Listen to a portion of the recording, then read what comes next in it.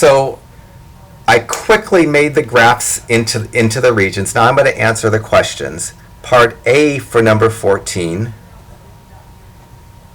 14A, wants to know the values of x where the y is 0, and that's just the x part of the x coordinates. That's just x equal to negative 10 and x equal to positive 2.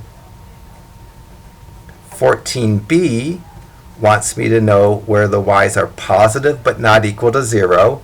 That's going to be that portion of the graph and that portion of the graph because the graph's above the x-axis. That's going to be the interval from negative infinity to negative 10, union 2 to infinity. 14c, as I go off the screen, wants to know where the y's are less than 0, but not including the x-intercepts. That's that region. And then D and E, I just square these up. Part D wants to know where the y's are either greater or equal to 0. I'm going to count that region and that region. That's the region from negative infinity to negative 10. Union positive 2 to infinity. And then 14e wants the region where the y's are either less than or equal to 0, and that's going to be that region from negative 10 to 2. So 13 and 14 and 15 and 16 should all work the same way. I'm going to go ahead and do 15 with you, so we can have another one in our notes. Maybe that's correct. You'll have 13 for homework. It'd be nice if you paused the video and attempted to do 15. So as I try to attack problem 15, answer all these questions with regards to the function f of x equals x squared minus 6x plus 5, the first thing I'm going to do is find the x-intercepts. There's the most important part of the graph. I find the x-intercepts by taking the function and I set it equal to 0. If I can factor it, I can factor. If I can't, I quadratic formula. I'm going to factor this quickly in my head. The factoring is double negative. The numbers need to multiply to 5 and add to 6.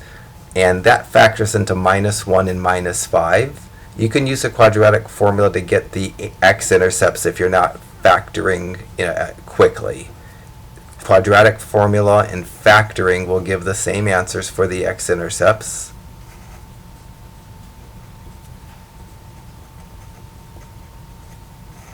So my graph is going to have x-intercepts at 1 and at 5. I need to make a table to sketch a graph, and I really only need one number in the table. I just need the vertex. Anything else is extra. So I'm going to make a one-line table. And very specifically, the middle of my x column, because there are two x's to the right of the equal sign, I'm going to use negative b over 2a to find the number in the middle of my x column. The a is equal to 1. The b is equal to negative 6. So I'm going to go negative from the formula, and then b is negative 6, so I get a double negative. 2a is going to be 2 times 1. This is going to be 6 over 2, which is going to be 3. So the x-coordinate of my vertex is going to be 3. I don't even think I need my calculator. I don't need a table to do the y. I'm just going to go 3 squared minus 6 times 3 plus 5 to get the y. So go back to the main screen and do 3 squared minus 6 times 3 plus 5. The y-coordinate of the vertex is negative 4. So now I'm ready to sketch a graph. I'm going to plot the points 1, 0, and 5, 0 as my x-intercepts. So I get the point 1, 0, the point 5, 0, and then the vertex is the point 3, negative 4. So down here is like 3, negative 4. I'm going to sketch my graph the best I can.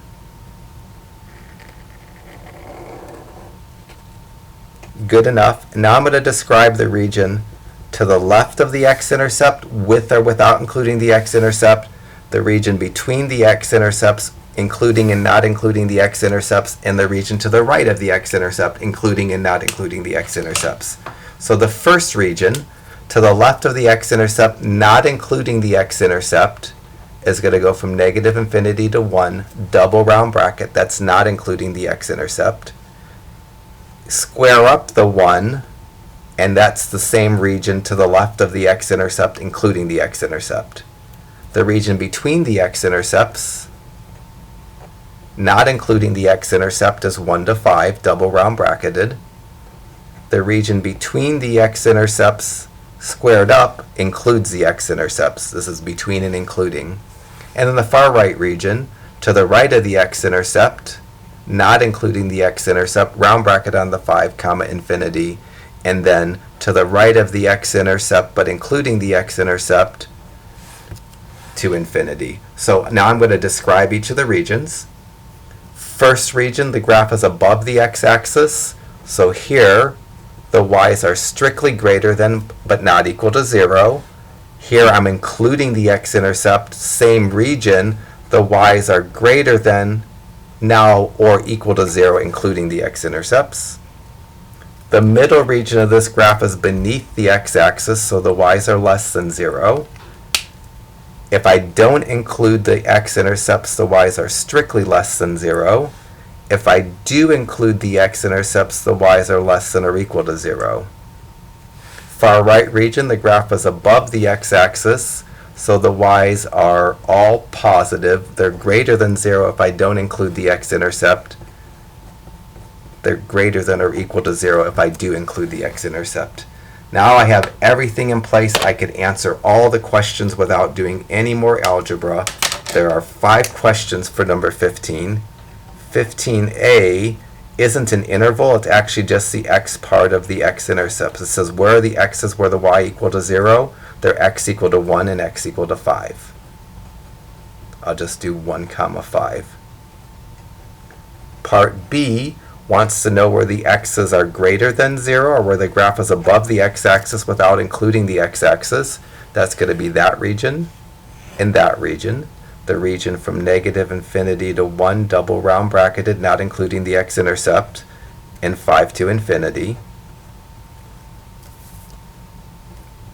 Part C wants me to know the region where the graph is beneath the x-axis, not including the x-intercepts. That's going to be that region. And D and E just want me to square up the brackets. Where f of x is greater than or equal to 0, that's going to be the outside regions with the numbers, the x-intercepts squared up. So negative infinity to 1, union 5 to infinity. And E wants to know where the graph is beneath the x-axis or touching it, and that's that 1 to 5.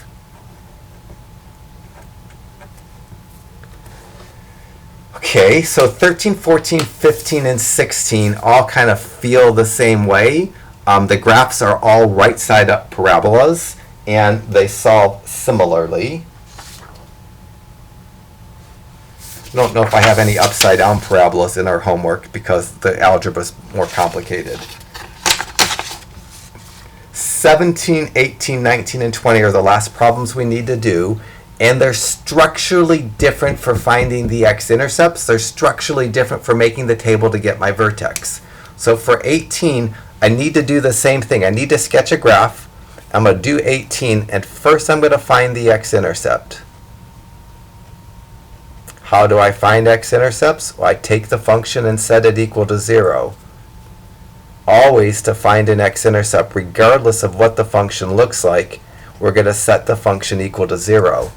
In the first couple problems I did algebraically, it was set up for factoring. This one is not set up for factoring. This one's close to being set up for solving by square roots. So I'm going to get my x-intercepts by square rooting plus or minus square rooting like we did in section 5.1. And to do that, I'm going to add 25 to both sides to get the number and the square on opposite sides. Then I'm going to square root plus or minus square root, right like we did in section 5.1. On the left-hand side, I get x minus 2 when I do this, and on the right-hand side, I get plus or minus 5. I'm going to add 2 to both sides and get x equal to 2 plus or minus 5. That's x equal to 2 plus 5 and x equal to 2 minus 5. The 2 plus 5 is 7. That's going to give an x-intercept at the point 7, 0. The 2 minus 5 is negative 3. That's going to give an x-intercept at the point negative 3, 0. In addition to the x-intercept, I need the vertex.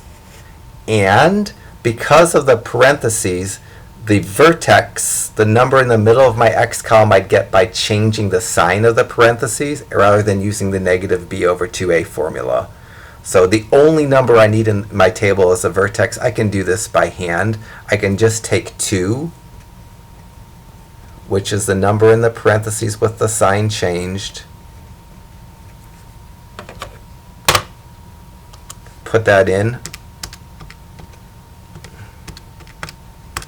And I get the y-coordinate of the vertex is negative 25.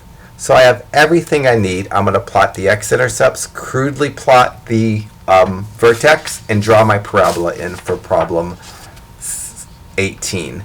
So I have vertex at positive 7, 0, at negative 3, 0, and at 2, negative 25 down here somewheres. I don't know if that's really plotted so well, but it doesn't matter. Now I'm going to create my graph, and I'm going to divvy it up into 3 regions. It's not upside down, so my answers are going to be more consistent with what we've just done. So I'm going to do the region to the left of the x-intercept, including and not including. So I'm going to include the x-intercept and exclude. How about I'm going to be consistent with myself. I'm going to exclude the x-intercept, and I'm going to include the x-intercept. The first region is going to go negative infinity to negative 3 double round bracket if I'm excluding, negative infinity to negative 3 square bracket on the negative 3 if I'm including. The middle interval is going to be negative 3 to 7 double round bracket if I'm excluding the x-intercepts, square bracket negative 3 square bracket 7 if I'm including the x-intercepts. And the far right interval is going to be round bracket 7 to infinity if I'm excluding the x-intercepts, square bracket 7 to infinity if I'm including the x-intercepts. The outside regions, because the graph is above the x-axis, are greater thans. The middle region, because the graph is beneath the x-axis, are less thans. So first region here, the graph is above the x-axis. It's a greater than. It doesn't include the x-intercept, so it doesn't get the or equal to. Beneath it, it's still picking the same interval, but it's including the x-intercept, so I tack on the or equal to.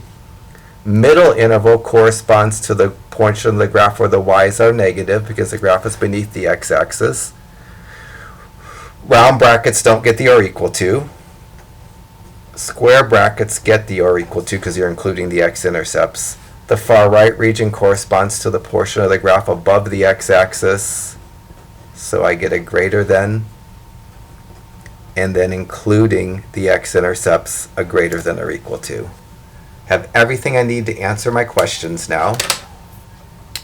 For 18a, it just wants the x values. It says where are the x's equal to 0, and that's just going to be x equal to negative 3 and 7. 18b wants to know where the x's are greater than 0, but not including the x-intercepts. And those are the outside intervals, negative infinity to negative 3, and then 7 to infinity. 18c wants to know where the y's are negative and not including the x-intercepts. That's negative 3 to 7. 18d wants where the y's are positive and including the x-intercepts. That's those squared up brackets for the greater than intervals. And 18E wants the negative intervals including the x-intercepts. Always, if it's a right side up parabola, it goes greater than, less than, greater than. The outside intervals are the greater than, the middle intervals are the less than. If the parabola gets flipped upside down, then the intervals get flipped upside down. If a parabola is upside down, then it's less than, greater than, less than. And the outside intervals are the answers to the less than, the middle intervals are the answers to the greater than. Right side up, greater than's on the outside, less than's in the middle. Upside down, less than's on the outside, greater than's in the middle. That's probably all I have time for. I don't think I could sneak out another one, and I don't want to do a part 4 to this. So try to do 17 and 19. They should work exactly like the problem 18 that I just did in terms of finding the intercepts. And you can just change the sign of the number in the parentheses to get your one level at the table to find the vertex. That's everything for this chapter. So now we just need to do the practice test and get ready for the test.